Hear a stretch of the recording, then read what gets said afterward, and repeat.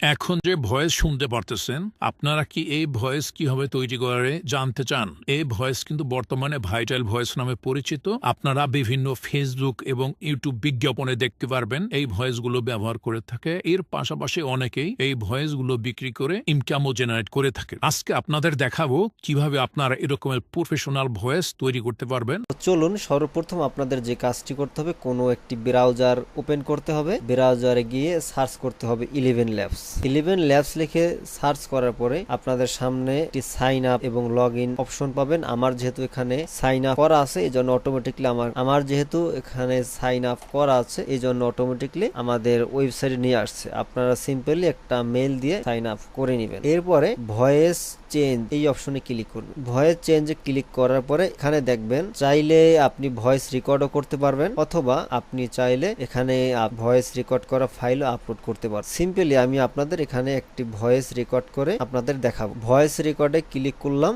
এরপরে enable microphone, click করি। এখানে আমি মাইক্রোফোনটাকে সেট করে নেই। ভাই, ভারতের প্রধানমন্ত্রী মোদী সরকার কি আসলেই আগে চাওয়ালা ছিল?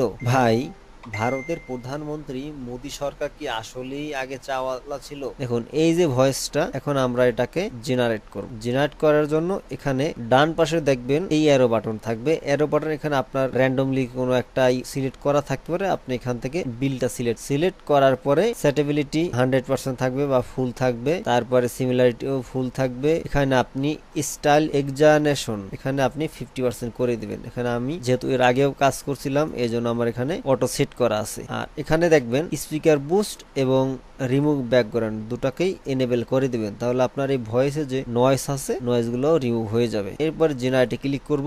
ভাই, ভারতের প্রধানমন্ত্রী মোদী সরকার কি আসলেই আগে চাওয়ালা ছিল? দেখুন আমরা কিন্তু আপনাদের ভয়েসটা প্লে করেও শুনাইলাম, তো দেখতেই পারতেছেন কতটা চমৎকার ভাবে ভয়েস গুলো হইতেছে। তো আপনারা যারা এরকমের ভয়েস ব্যবহার করে কাজ করতে চান চাইলে এখান থেকে ইউজ করে কাজ করতে পারেন। তো আজকের ভিডিও এতটুকুই, সকলকে ধন্যবাদ। আসসালামু আলাইকুম।